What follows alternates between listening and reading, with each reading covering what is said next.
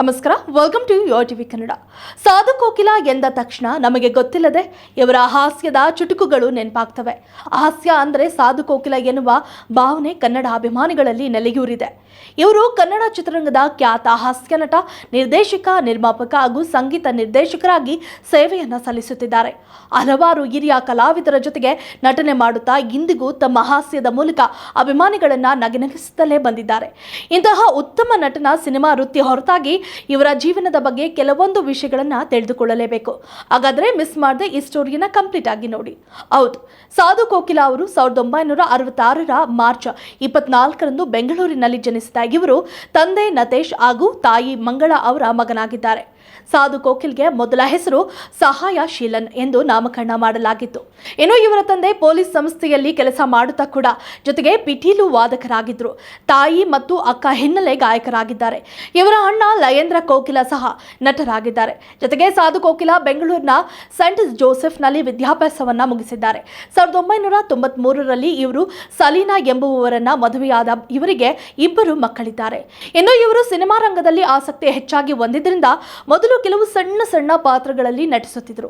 ಬಳಿಕ 1992ರಲ್ಲಿ ತೆರೆಕಂಡ ಉಪೇಂದ್ರ ನಿರ್ದೇಶನ ಸಿನಿಮಾಗೆ ಸಂಗೀತ ನಿರ್ದೇಶಿಸುವ ಮೂಲಕ ಕನ್ನಡ ಚಿತ್ರರಂಗಕ್ಕೆ ಭರ್ಜರಿ ಪ್ರವೇಶವನ್ನ ಮಾಡಿದ್ರು.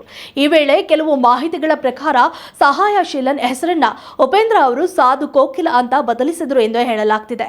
ನಂತರ ಸಾಧು ಕೋಕಿಲ ಎಂದೇ ಚಿರಪರಿಚಿತರಾದ ಇವರು ಹಲವು ಚಿತ್ರಗಳಿಗೆ ಸಂಗೀತವನ್ನ ನಿರ್ದೇಶಿಸಿ ಹಾಸ್ಯ ನಟನಾಗಿ ಎಂಟ್ರಿ ಕೊಟ್ಟರು.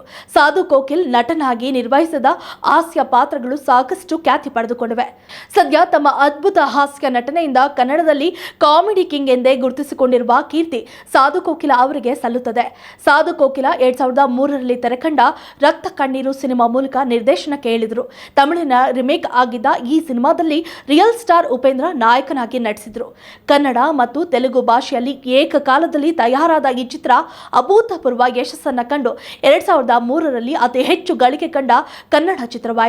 ಅನಂತರ ಸುಂಟರಗಾಳಿ, ಅನಾಥರು, ಶೌರ್ಯ, ರಾಕ್ಷಸ, ದೇವರು, ಪೊಲೀಸ್ ಸ್ಟೋರಿ, ಸೂಪರ್ ರಂಗ ಮುಂತಾದ ಸಿನಿಮಾಗಳನ್ನು ಸಾಧು ಕೋಕಿಲ ಅವರು ನಿರ್ದೇಶನ ಮಾಡಿದ್ದಾರೆ. ಈ ಎಲ್ಲಾ ಸಿನಿಮಾಗಳು ಅದ್ಭುತ ಪ್ರದರ್ಶನಗೊಂಡಿದ್ದು ಸಾಧು ಅವರಿಗೆ ಹೆಮ್ಮೆಯೇ ಸರಿ. ಈ ಮೂಲಕ ಕನ್ನಡ ಚಿತ್ರರಂಗದಲ್ಲಿ ಹಾಸ್ಯ ನಟ, ಸಿನಿಮಾ ನಿರ್ದೇಶಕ, ಸಂಗೀತ ಸಂಯೋಜಕ, ಗಾಯಕರಾಗಿಯೂ ಗುರುತಿಸಿಕೊಂಡಿರುವ ಸಾಧು ಕೋಕಿಲ ಅವರು ಚಲನಚಿತ್ರ ಅಕಾಡೆಮಿಯ ಅಧ್ಯಕ್ಷರಾಗಿ ಆಯ್ಕೆ ಆಗಿರೋದು ವಿಶೇಷವಾಗಿದೆ. ಬಹುಮುಖಿ ಪ್ರತಿಭಾನ್ವಿತರಾದ ಸಾಧು ಕೋಕಿಲ ಅವರು ಸಿನಿಮಾಗಳಲ್ಲಿ ನಟಿಸುವುದರ ಜೊತೆಗೆ ಗಿಚ್ಚಿಗಿಲಿ ರಿಯಾಲಿಟಿ ಶೋ ಜಡ್ಜ್ ಕೂಡ ಹೌದು. ಸನ್ನಿವೇಶಕ್ಕೆ ತಕ್ಕಂತೆ ಭಾವಪೂರ್ಣತೆಯ ಗಾಂಭೀರ್ಯವನ್ನು ತುಂಬುವ ಸಾಧು ಕೋಕಿಲ ಅವರ ನಟನೆಯ ರೀತಿ ಮತ್ತು ಯಾವುದೇ ಪಾತ್ರವನ್ನ ಕೊಟ್ಟರು ಉತ್ತಮ ರೀತಿಯಲ್ಲಿ ನಿರ್ವಹಿಸಬಲ್ಲ ಸಾಮರ್ಥ್ಯವುಳ್ಳವರೇ ಸಾಧು ಕೋಕಿಲ ಎನ್ನಬಹುದು. If you like this video, ಬೇಗ ಲೈಕ್ ಮಾಡಿ, ಕಾಮೆಂಟ್ ಮಾಡಿ, ಶೇರ್ ಮಾಡಿ ಹಾಗೂ ಯೋಯೋ ಟಿವಿ ಕನ್ನಡವನ್ನು ಸಬ್ಸ್ಕ್ರೈಬ್ ಮಾಡಿ.